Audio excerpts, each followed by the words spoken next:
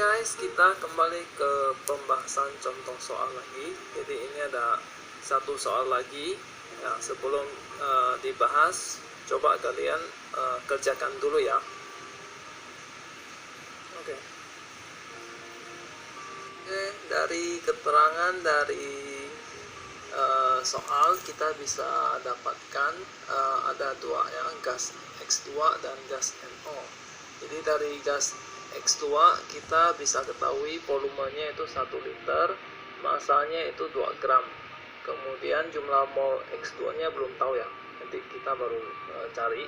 Kemudian untuk gas NO itu volumenya 10 liter, masanya 7,5 gram, kemudian mRNO nya itu 30. Nah, kemudian dari massa dan mR kita bisa mencari jumlah molnya ya, atau M nya, dengan memakai persamaan konsep mol ya. Jadi M per mR, jadi M nya itu 7,5, kemudian mR nya itu 30, kemudian masing-masing dibagi 7,5 ya, jadi 1/4 mol ya untuk N nya ya. Jadi N nya untuk gas NO itu 1/4 mol. Jadi ini kita nanti simpan dulu ya untuk perhitungan selanjutnya. Setelah kita tadi sudah menghitung jumlah mol dari gas NO ya, kita dapat 1/4. Kemudian sekarang kita mencari jumlah mol dari gas X2 ya. Ya, kita cari dengan rumus perbandingan ya, perbandingan N per P ya.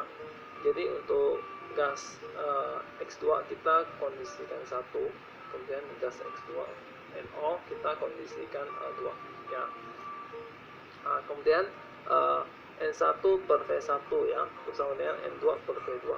N1 per V1 itu berarti punyanya gas X2, N2 per V2 itu punyanya gas NO ya. Jadi kita sekarang masukkan ya, N1 belum diketahui, V1 nya 1 liter ya, kemudian N2 nya itu 1/4 ya, yang tadi sudah kita hitung, kemudian V2 nya itu 10 ya. Nah, N1 bagi 1 itu N1 ya. Kemudian karena ini 1/4, kita hilangkan pecahannya masing-masing kali 4 ya, masing-masing kali 4 atas dan bawah ya. Jadi 1/4 kali 4 itu 1, 10 kali 4 itu 40 ya. Jadi N1 nya 1/40 mol ya. Nah, ini juga jawaban ini kita juga simpan dulu ya. Jadi untuk perhitungan tahap selanjutnya. Ini tadi kita sudah mendapatkan jumlah mol dari gas X2 ya, itu 1/40 mol. Nah, sekarang masih dengan konsep rumus mol, jadi sekarang kita mau mencari mR dari X2 ya. Jadi N1 sama dengan M per mR X2.